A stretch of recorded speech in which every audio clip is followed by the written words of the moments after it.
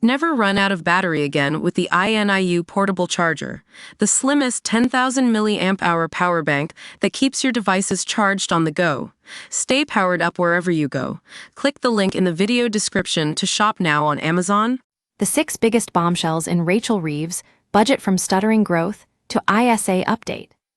Rachel Reeves addressed a packed House of Commons today to deliver her spring statement, which was met with short shrift from her political adversaries on the left and the right.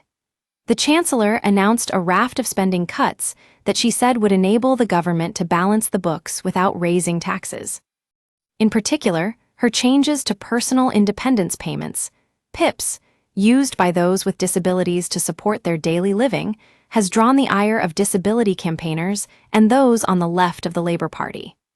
While Mel Stride, the shadow Chancellor, blasted his opposite number over the halving of the UK's expected economic growth this year. Expressio UK walks you through the 6 bombshell announcements Ms. Reeves made from the dispatch box earlier today. Read more from Donald Trump to the Tories. Is anyone else to blame? Rachel Reeves.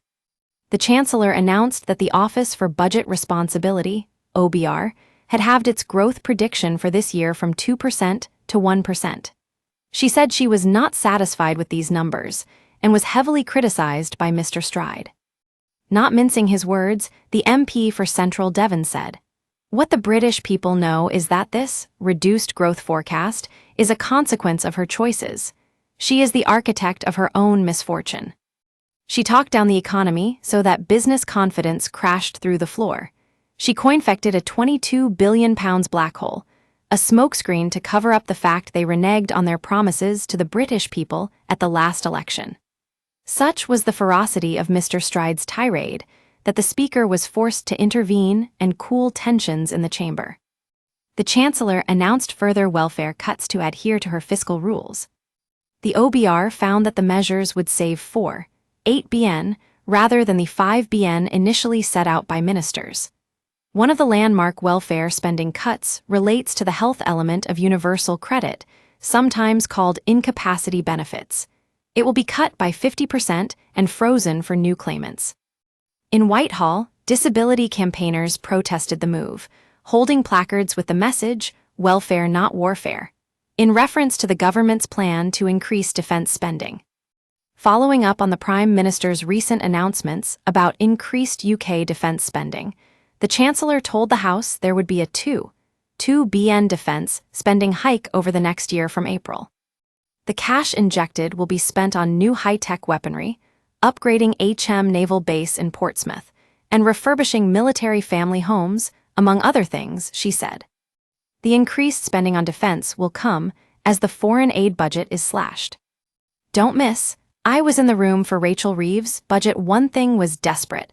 Comment. Rachel Reeves warned tax hike bombshell could hit Britons in autumn money.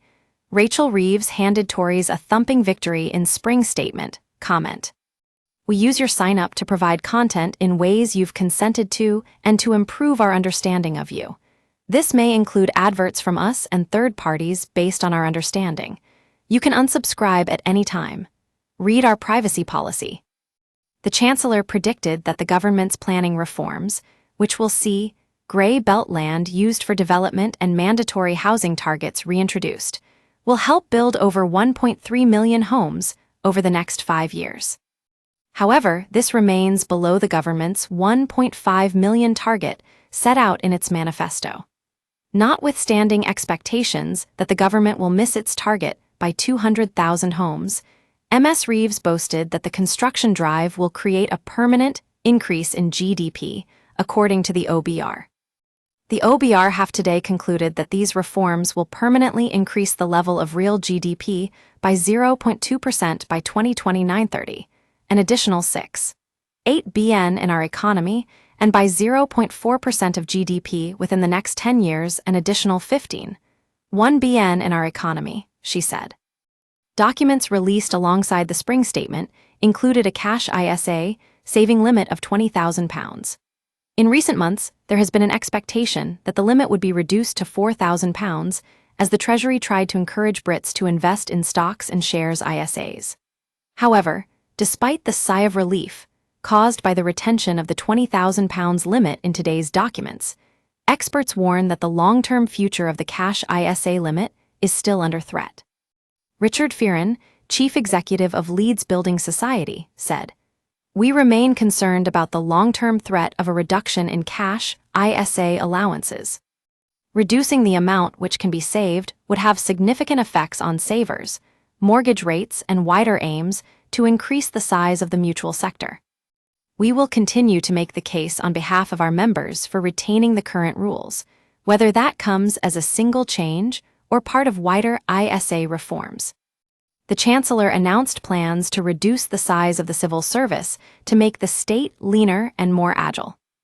Her Transformation Fund, designed to reshape the public sector, is meant to reduce the cost of running the government by 15%, worth £2 billion by the end of the decade.